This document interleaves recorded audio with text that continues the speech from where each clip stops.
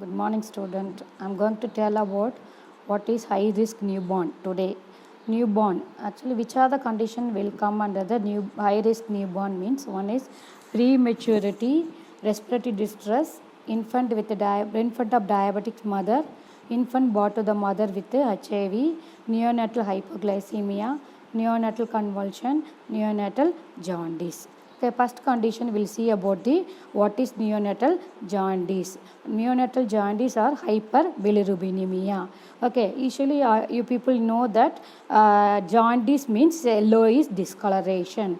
Actually, if the yellowish discoloration present in the skin and mucous membrane. Actually, why this yellowish discoloration? Due to accumulation of the bilirubin in the serum. Okay, why this accumulation of serum happening? Okay, for actually the pediatric babies newborn, actually the lifespan of RBC is only 60 to 80 days. You people already know that our adult lifespan of the RBC is 120 days, but the pediatric, that lifespan of the RBC is only 60 to 80 days. So 60 to 80 days, the days will be very short.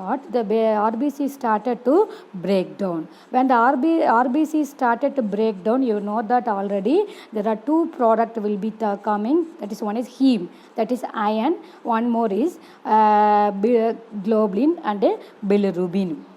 This bilirubin the breakdown of the bilirubin is rapid comparing with the adult. Okay, now we'll see about the how the metabolism of the bile pigment in the body. Usually the bile will be breakdown into the bile is a end product of the RBC. Actually, this bilirubin will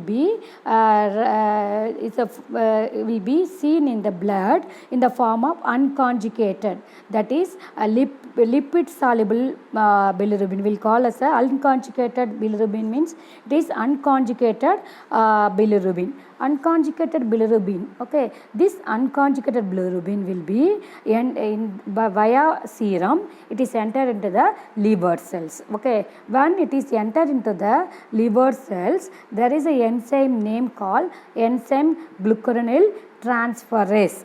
This enzyme only convert this unconjugated, that is lipid soluble bilirubin into water soluble bilirubin in the presence of the enzyme called glucuronyl transferase. Okay, this water soluble bilirubin will be usually excreted by urine and feces. Okay, this is the bilirubin. This is the when the bilirubin will be excreted in the feces only, it will give the color to the feces. That's why the bilirubin, that feces is looking like a yellow color. Okay, the pathophysiology. Okay, the pathophysiology, what will happen? This when the destruction of the RBC will be encouraged, because of that the serum bilirubin production will be unconjugated serum bilirubin will be produced more.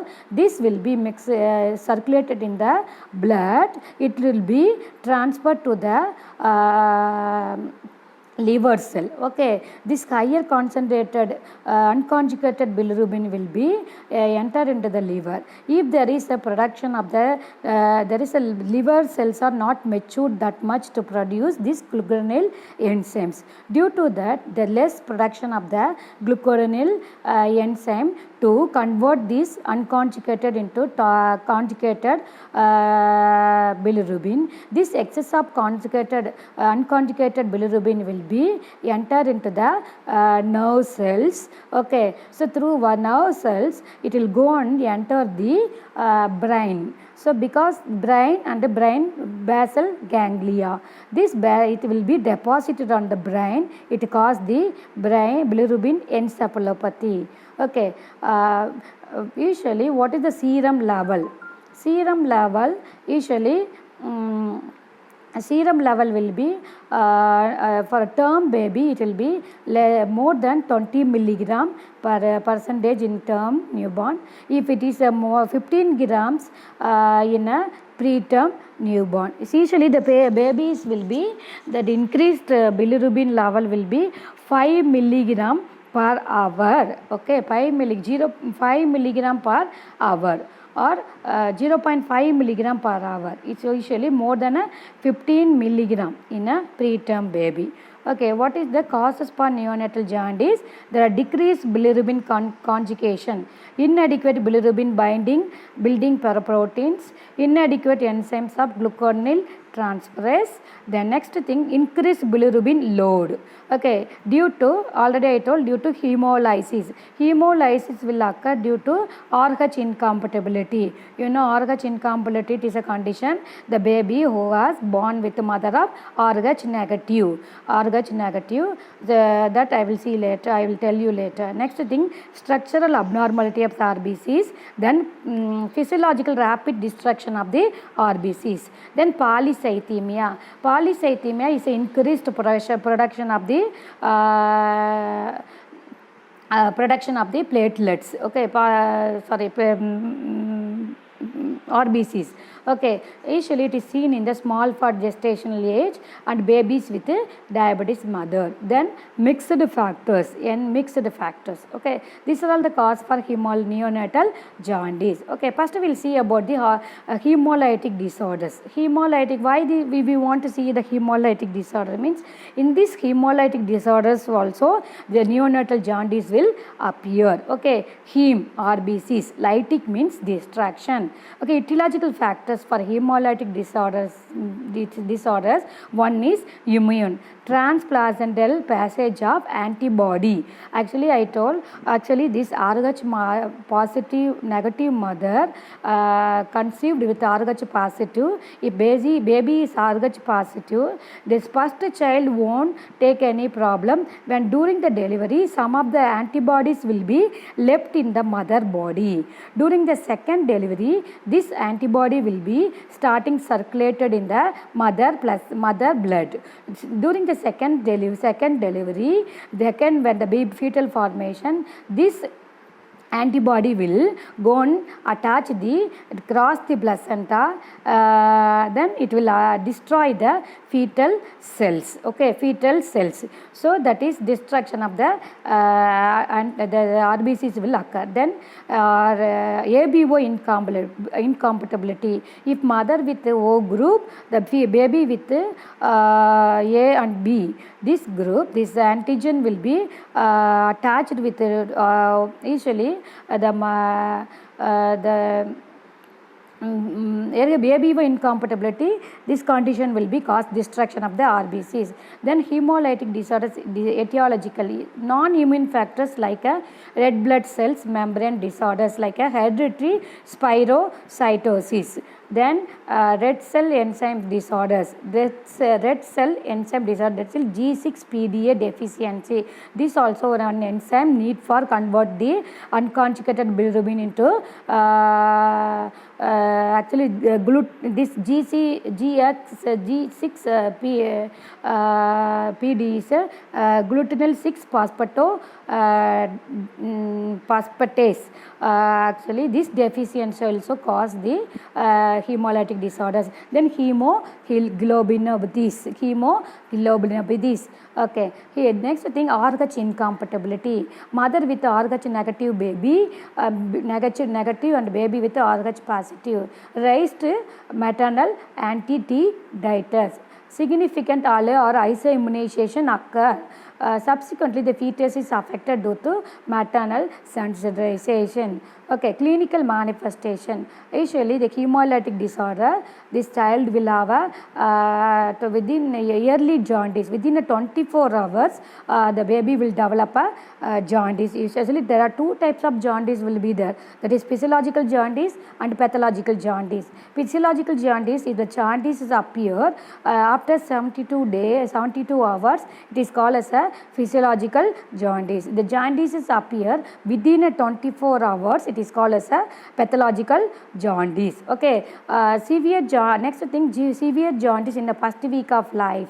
Then antenatally with rising maternal antibody titer, fetal anemia or hydrops. Fetal anemia means if this RBC will started to destroy, usually the baby will get anemia. Then erythroblastosis fetalis. This is excessive amount of premature RBCs. You know already when this destruction of RBCs started to develop, immediately the bone marrow, that spleen actually, that bone marrow will started to produce more RBCs. Okay, these RBCs will cause a erythroblastosis fetalis. Then management. Usually management for in early during the pregnancy, the mother has to be immunized with anti-D prophylaxis. Routinely it should be given all negative pregnancies. Then and rapid and adequate when the baby is born, immediately rapid and adequate assessment should be done. Resuscitation and supportive care, ABC. We have to airway, breathing, circulation should be managed. Fluid balance and phototherapy and exchange transfusion. Next, hemolytic disorders. We have to in hemolytic disorder we have to do the parental counseling. If mother with RH negative, these mothers are easily develop this problem. We have to give a counseling, monitor the child for anemia. Then folate iron supplement should be given. Hearing screening very mandatory. Then types of jaundice. There are two types of jaundice already. I told physiological jaundice and pathological jaundice. It develop between if a physiological develop between 2 to 3 days. Pathological jaundice it develop within 24 hours. Serum bilirubin level will be increased to 10 to 12 milligram. Moderate jaundice. Here pathological jaundice serum bilirubin level will be increased more than 15 milligram. This is harmless. The physiological jaundice will be harmless and disappear within a week. This pathological jaundice will be harmful because I told this will be through the nerve. This accumulated bilirubin will be transferred to the brain cells. It is deposited in the brain ganglia. It will cause a kernicterus, that is deposition of the bilirubin in the brain. Because of that, baby will die also. Okay, clinical manifestation. Usually yearly we can see that sclera and skin will be yellow color, lethargic, refusal of feeds, dark urine and stools. Kernicterus occur very weak. The child will be very weak, lethargy, tremors or convulsion will occur, dehydration, high pitched cry or epistomonomous position. That is, that is a C-shaped position. Actually, the baby will, tetanus patient usually they will have a maintain same position. The child will maintain. With investigation, we can see about the bilirubin level, total bilirubin level, direct and indirect. Whom test, direct test will be there. Whom test when will be ruled out during the baby is in a mother womb itself. They'll take they will do the Coombs test. Then total serum albumin ratio they will see. Then pH of the blood will be see, hemoglobin level. Treatment, usually the phototherapy. They used to give a fluorescent light. There are actually the phototherapy. You know that the phototherapy is a light sources. Actually, this the length of the light will be 420 to 620. There is a sometimes there is a 5 lights are there, sometimes 7 lights are there. Sometimes they will use this is a fluorescent light. Okay, ordinary tube light also sometimes used. Sometimes blue color light also used. The blue color light is more effective than a white color light, but things are there. Blue color light, it is very difficult to assess the jaundice level, so mostly the people will use the white color light. Easily this light will be convert this unconjugated bilirubin into the conjugated bilirubin. This action known as a photooxidation or photodegradation. This two with the two process in this this light rays will pass into the baby body. It will transfer this unconjugated into conjugated bilirubin. Okay, when the baby is in the phototherapy, the distance of the phototherapy, it should be maintained between the 50 to 75 centimeter, that is 16 to 18. The light source and the baby should be actually 45 centimeters. It can be like a 45 centimeter. Averagely, it will be maintained 15 to 75 centimeter. If bilirubin level is more, the distance will be compared, it will be less or more according to the doctors. Okay. Then actually when the baby is in the phototherapy, we have to be very carefully, you have to take care of the baby. Actually the baby will be put in the naked without a cloth. We have to put it, only eyes should be covered, because sometimes gonadal the eyes and this baby boys, this private area should be covered, okay, to prevent the gonadal damage. Eye should be covered to prevent the retinal damage. So eyes should be covered with eye shield. Usually we have to turn the baby frequently, otherwise the baby will get a bronze baby syndrome. That is, half of the baby will be in a dark color, brown color, dark color, and half of the will be pale in a color. So then adequate feeding should be given, because the baby will be dehydrated. So we have to hydrate the baby frequently.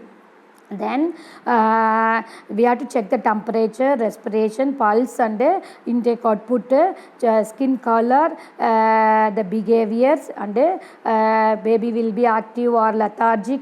Then monitor the serum bilirubin level. Okay, ensure the sensory stimulations. Okay, if a baby with a severe condition like a kernicterus occur, we have to support with the phenobarbital, because the baby will develop a fit. So we have to control the fits, we have to give a phenobarbital. Then the condition with more bilirubin level is more than a 20 gram, usually the baby will give a exchange transfusion. Exchange transfusion is a separate procedure. I will tell you later. Next thing, like this way we have to maintain this neonatal jaundice. Next condition, which is a very risk condition for the baby, is neonatal convulsion. Neonatal convulsion, you know, that is, the convulsion is increased discharge of electrical impulses from the brain cells. Okay, so this is due to so many reasons. Here one reason we can see what are the cause for this neonatal convulsion. One is hypoxia. Hypoxia means decreased oxygen supply to the brain. Birth trauma. Birth trauma means there is a delay in a labor or any forceps delivery or any abnormal breech delivery, the baby develop a birth trauma. Sepsis. During the delivery, any infections occurs, there is a sepsis will occur. Electrolyte disturbance, there is fluid electrolytes disturbance will be there. Then metabolic disturbance, then the baby with hypoglycemia or hypocalcemia, or these are all the conditions will cause a fits. Then structural cerebral abnormalities, maybe encephalopathy, then microcephaly, anencephaly, like small head, the microcephaly, macrocephaly, these are all the condition also. Then intracranial hemorrhage, the baby will develop during the birth, the baby will develop a ventricular hemorrhage will be there. Infection, meningitis, hypocalcemia, hypomagnesemia, hyponatremia, penile ketonuria, this is abnormality occur in the development of the kidney. Hypoglycemia, kernicterus, vitamins B6 deficiency, microcephaly, neural tube defect, these are all the conditions will cause the these are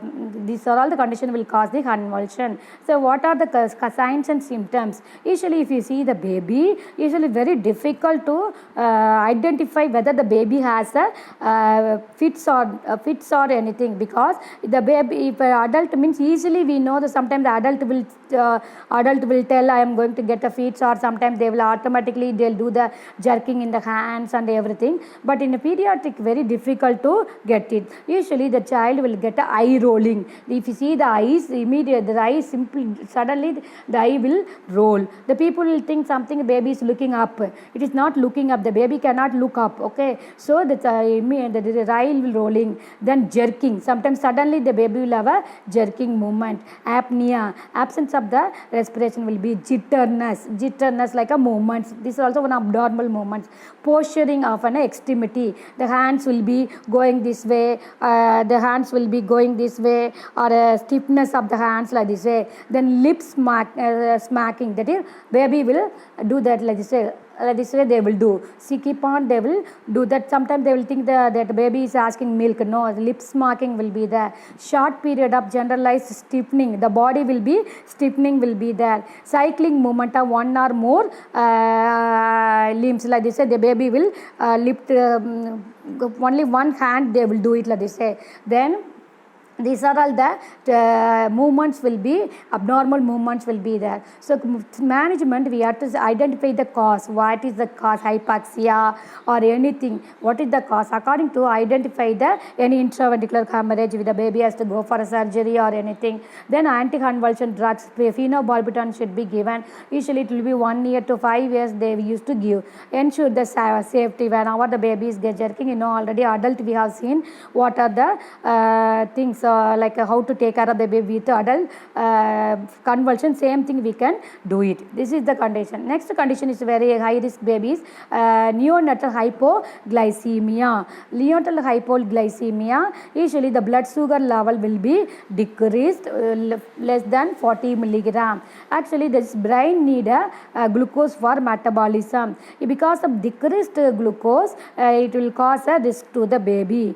Okay, predisposing factors. What are the factors will cause a hypoglycemia? Hypoglycemia, low glucose glycogen storage at birth, placental dysfunction, IUGR. Then infant with mother with gestational diabetics. Okay, hypertension. If a mother is getting insulin, okay, this insulin will act on the baby also. Okay, then infant with hypoxia, respiratory distress, infection and hypothermia. These are all the cases cause the hypoglycemia. What are the clinical manifestation? The baby will have a poor feeding. Here also baby will be poor feeding, hypotonia. Hypotonia like the baby will have a stiffness will be there, lethargy, apnea, duskiness, jittery, twitching of the movement, seizures. Okay, these are all the signs and symptoms will be there in the hypoglycemia. What is the management? Management, we have to give the 10% of the dextrose, 2.5 ml by IV bolus immediately. Then you have to maintenance of the IV fluids with the 10% dextrose solution. Decreased gradually and stop it. Monitor the blood glucose level.